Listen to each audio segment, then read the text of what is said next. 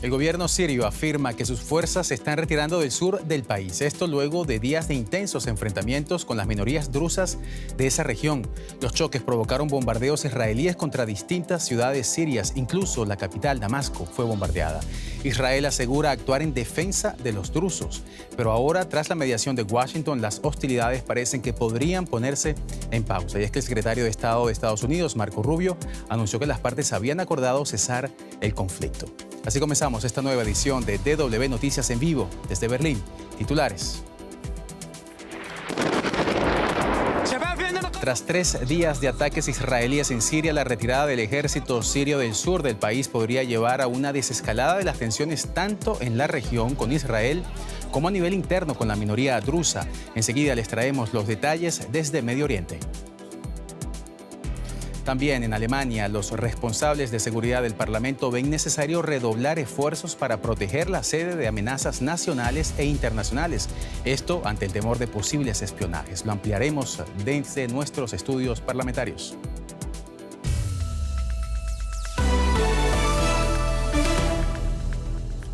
Soy Johan Ramírez. Bienvenidos al programa.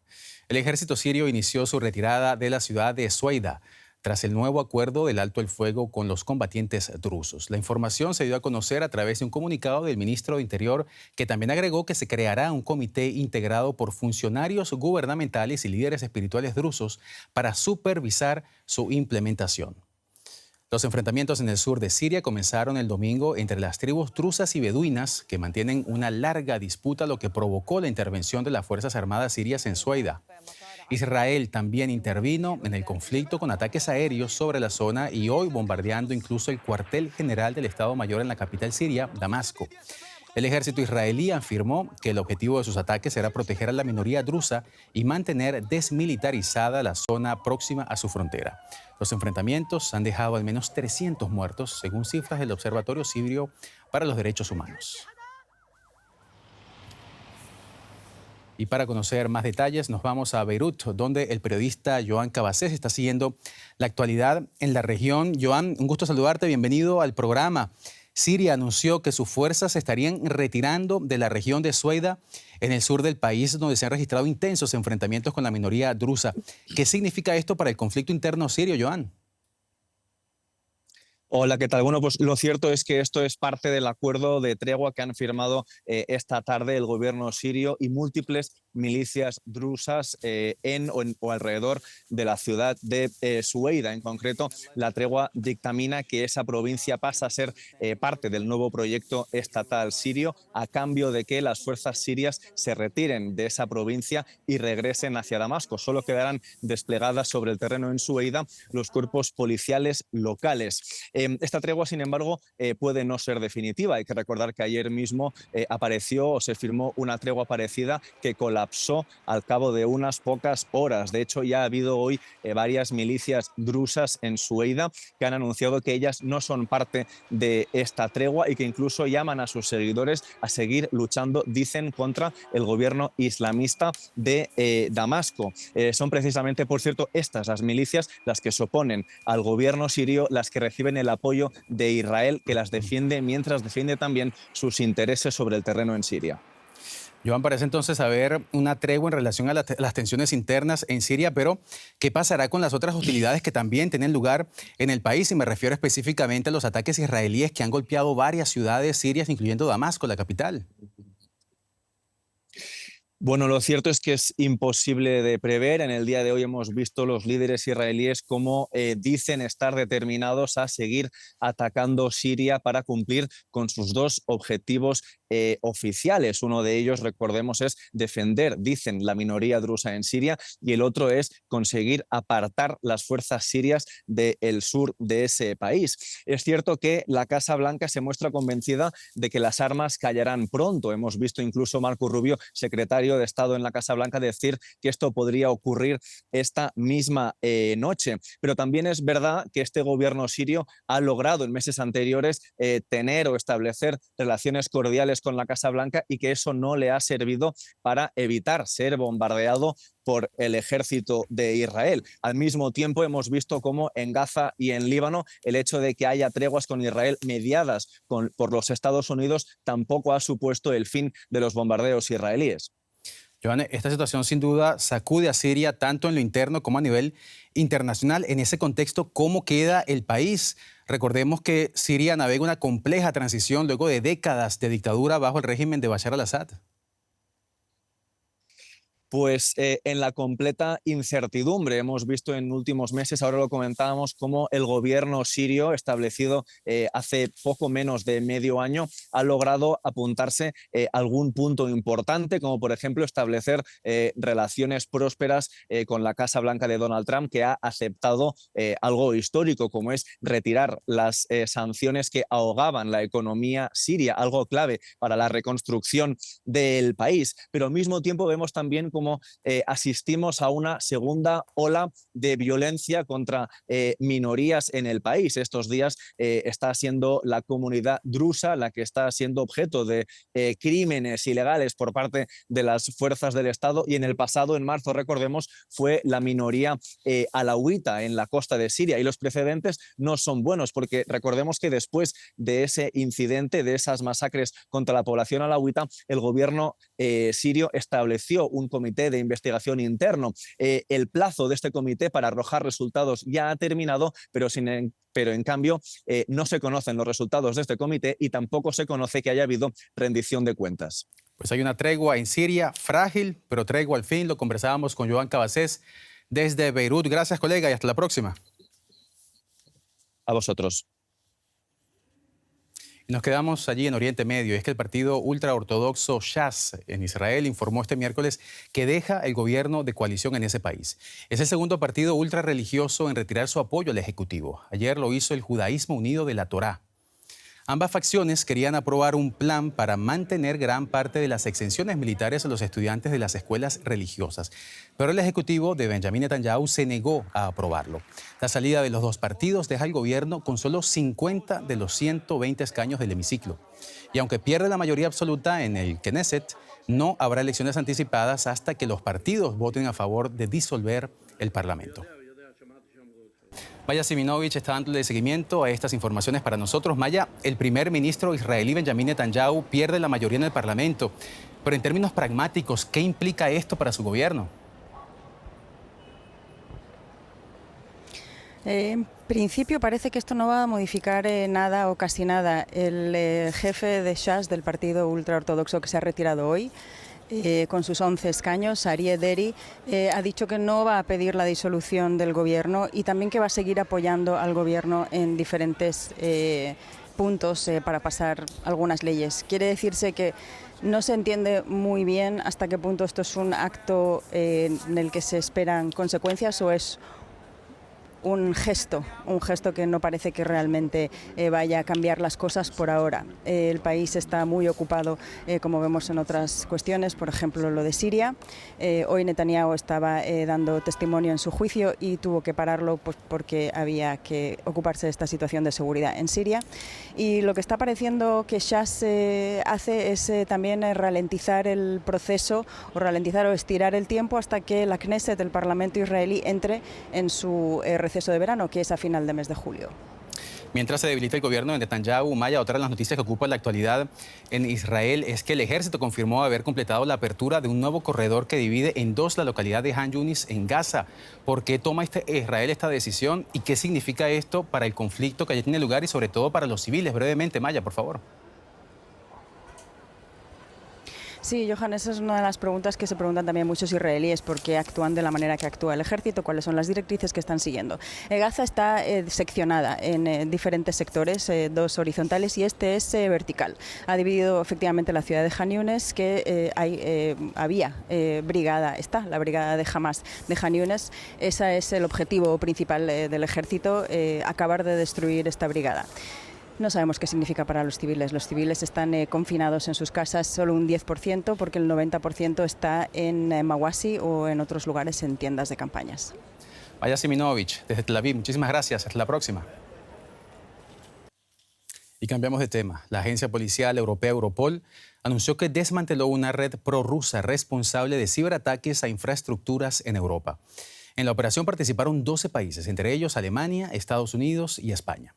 El llamado grupo No Name está acusado de atacar infraestructuras críticas en Ucrania y países aliados para interrumpir el funcionamiento de proveedores de energía, transporte público o servicios de telecomunicaciones.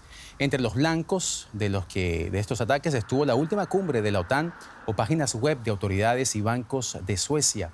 También un discurso del presidente de Ucrania, Volodymyr Zelensky, mientras se dirigía al Parlamento en Suiza. Y hablando de espionajes, los responsables de seguridad del Parlamento alemán ven necesario redoblar esfuerzos para proteger la sede de amenazas nacionales e internacionales. Algunos diputados muestran su preocupación por el acceso de personal a las oficinas del Bundestag sin una verificación de antecedentes. Los que abogan por más medidas severas creen que la amenaza del espionaje es real, mientras que la extrema derecha se muestra escéptica.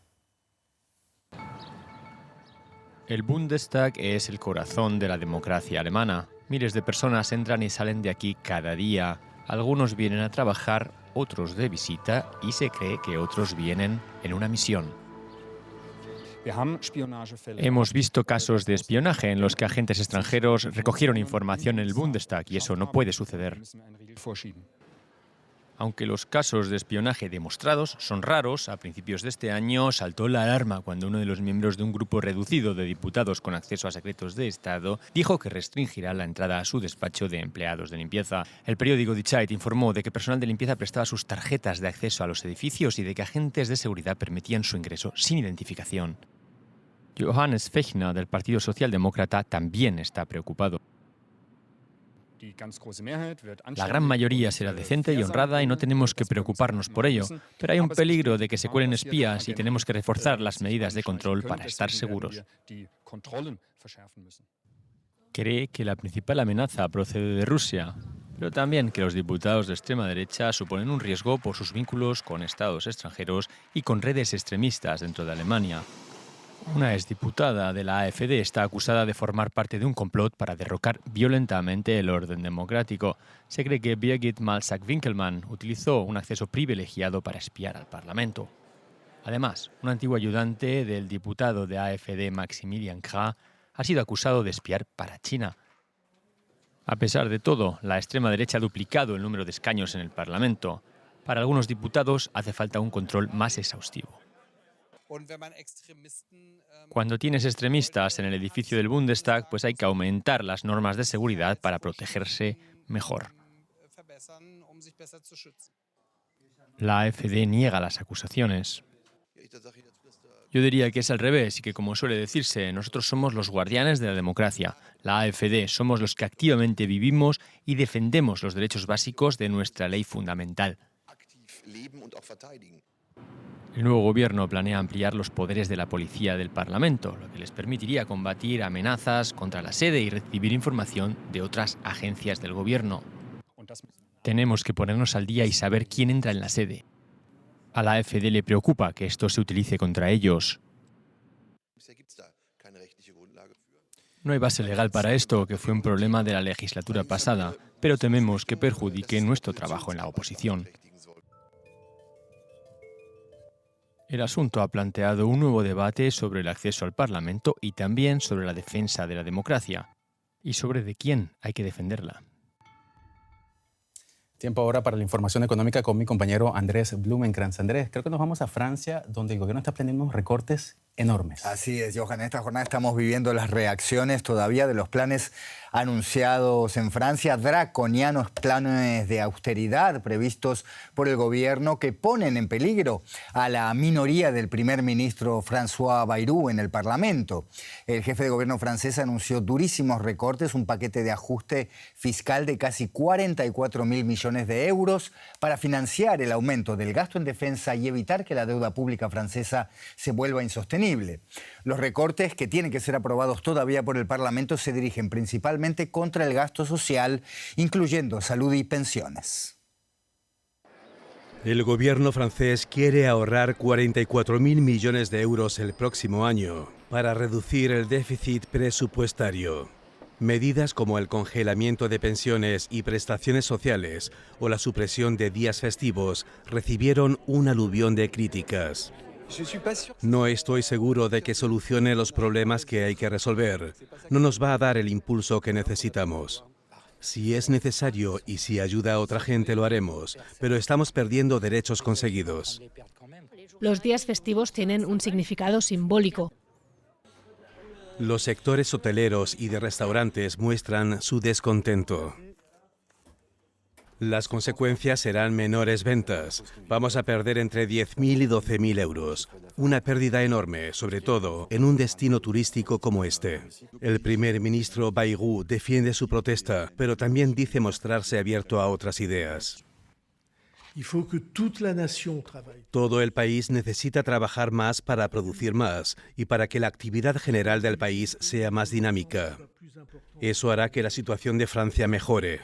Por lo tanto, propongo que se eliminen 2 días festivos en todo el país.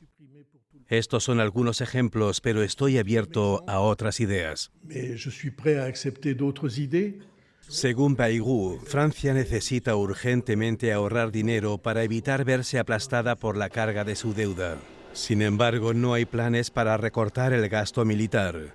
Al contrario, el presupuesto para dicha partida se incrementará en 3.500 millones de euros. La Asamblea Nacional Francesa tiene previsto debatir el presupuesto de 2026 tras la pausa estival. El debate sobre el presupuesto del año en curso provocó la caída del gobierno en diciembre de 2024. Se espera, por lo tanto, un otoño agitado. Francia lleva muchos años con idas y vueltas en la discusión de cómo poner orden a unas cuentas públicas cada vez más complicadas, y vamos a ampliar este tema con nuestro compañero en la Bolsa de Frankfurt, Ezequiel Daray. Ezequiel, el primer ministro Bayrou fue tajante cuando describió la situación fiscal de Francia. ¿Hay dudas sobre la solvencia financiera de esta que, no olvidemos, es la segunda economía de la Unión Europea? Bueno, Andrés, Bayrou lo definió como una adicción al gasto y dio un número preocupante. La deuda aumenta 5.000 euros por segundo. O sea, mientras estamos hablando a 5.000, y esto está llevando hacia un camino de que si no se hacen modificaciones en el año 2029, los servicios de deuda, es decir, el gasto de pagar solamente los intereses de la deuda, representaría 100.000 millones de euros y sería por lejos la partida más grande del presupuesto. Más que salud, más que educación, más que defensa, más que cualquier otra partida. En Deutsche Welle hicimos en las redes sociales un informe sobre esta problemática que lo pueden ver. Es la misma problemática que tiene Estados Unidos y por la cual se están peleando Trump con la Fed, con Jerome Powell. Pero el bono de Francia rinde menos que el de Estados Unidos. Es decir, Francia paga menos intereses que los Estados Unidos. El gran problema de Francia es el déficit, que fue 6 puntos del producto el año pasado, va a ser 5,4 este año, y si se pueden llevar a cabo estos recortes, va a ir en un camino hacia el 2029 donde va a llegar al 2,8. Recordemos que cuando se creó la Unión Europea habían dicho que el máximo para cualquier país debía ser el 3, pero bueno, claramente no lo han respetado.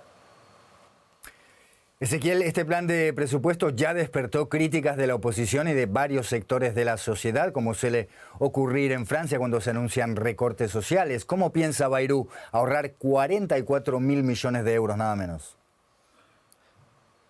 La verdad es muy difícil, Andrés, llevar a cabo esto porque hay que subir impuestos y recortar gastos, 2 decisiones muy impopulares. Van a tomar decisiones, por ejemplo, la de congelar nominalmente partidas, todas menos defensa, por el tema del acuerdo con la OTAN para incrementar el gasto, y menos la partida de servicio de deuda porque tiene su propia dinámica y aumenta solo.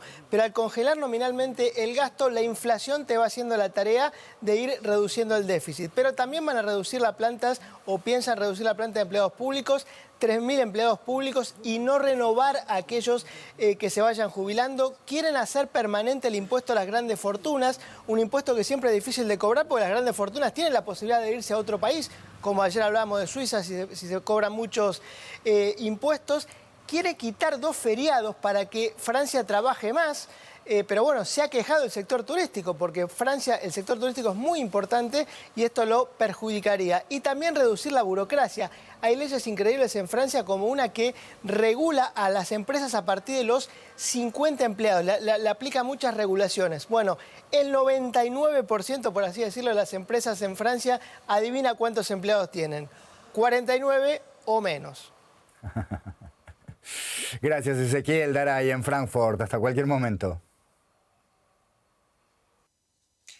Nos vamos ahora a Estados Unidos, donde el presidente Donald Trump ha renovado su ofensiva contra el presidente de la Fed. El presidente estadounidense exhibió el borrador de la carta de despido para destituir a Jerome Powell de la cabeza del ente emisor estadounidense. Lo hizo durante una reunión en su oficina oval con una docena de congresistas de su partido republicano, a quienes les consultó directamente sobre si esta medida tiene que concretarse o no. Según fuentes cercanas a este encuentro, fueron citadas por el New York Times, Trump dio a entender que probablemente lo va a hacer, aunque la reunión había sido convocada para tratar un tema distinto vinculado con regulación de criptomonedas. El presidente desvió la conversación hacia este, que es uno de sus temas recurrentes, su animadversión contra Powell, a quien él mismo nombró en 2017 durante su primer mandato. Por ahora no está claro si Trump va a llevar adelante su intención de destituir al titular de la Fed, decisión que según algunos asesores podría tener consecuencias mucho más graves de las que el presidente prevé. En las últimas semanas, Trump ha instado públicamente a Powell a renunciar, acusándolo de no hacer lo suficiente para bajar las tasas de interés. Y hay malas lenguas que dicen que Trump ha renovado su ofensiva para distraernos del tema que va a contarnos ahora Johan Ramírez. Así es, Andrés. En Estados Unidos, la gestión del caso de Jeffrey Epstein está causando fricciones entre el presidente estadounidense Donald Trump y miembros del movimiento MAGA. Dicen que el gobierno encubre información relacionada con el multimillonario acusado y condenado por delitos de índole sexual, luego de que Trump prometiera que habría total transparencia. Epstein, recordemos, falleció en la cárcel en 2019. Las autoridades concluyeron que fue un suicidio por ahorcamiento. Por mucho tiempo parecía que los seguidores de Trump eran incondicionales, pero la gestión del caso Epstein ha sorprendido a todos. ¿Por qué le falta un minuto a la grabación hecha en la cárcel? ¿Todavía están hablando de Jeffrey Epstein? Aunque a Trump le pese, sí. En particular, hablan de una supuesta lista de clientes que recibían los servicios de Jeffrey Epstein, quien traficaba con chicas adolescentes que eran sometidas a abusos sexuales. Antes de regresar a la Casa Blanca, Trump y otras figuras de la derecha acusaron a la administración Biden de mantener la lista en secreto para proteger a pedófilos. Y en febrero, la fiscal general Pam Bondi dijo que tenía la lista. Pero la semana pasada la narrativa cambió. El Departamento de Justicia y el FBI concluyeron ahora que no había ninguna lista de clientes de Epstein. La administración Trump ha dado marcha atrás y ahora tiene que defender la decisión de no publicar más archivos relacionados con el caso, algo que ha causado revuelo dentro y fuera de la Casa Blanca. El pueblo estadounidense merece saber la verdad.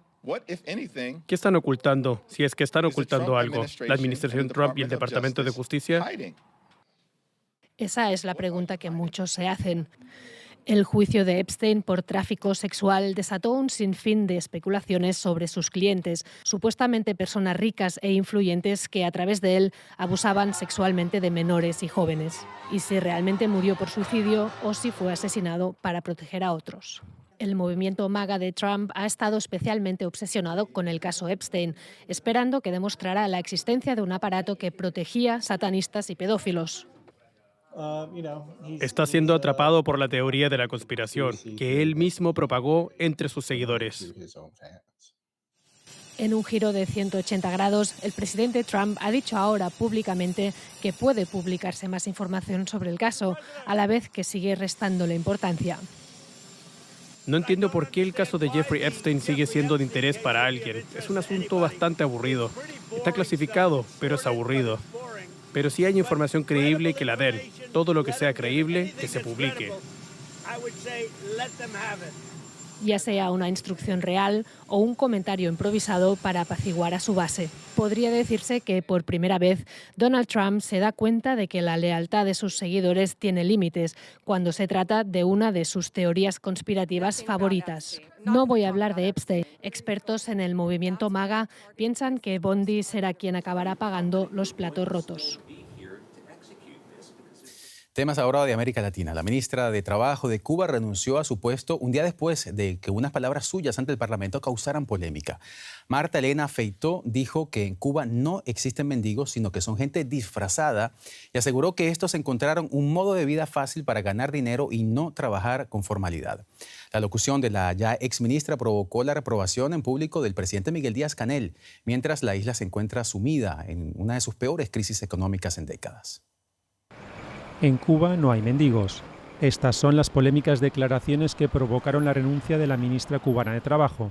Marta Elena Feitó Cabrera negó la pobreza en la isla y, en particular, uno de sus síntomas, la mendicidad.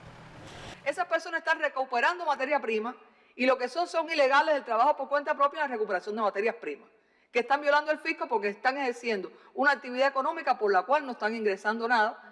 Entonces, nosotros tenemos que decirle a las cosas por su nombre. Por ejemplo, cuando hay una persona que está en la calle limpiando parabrisas, no un deambulante.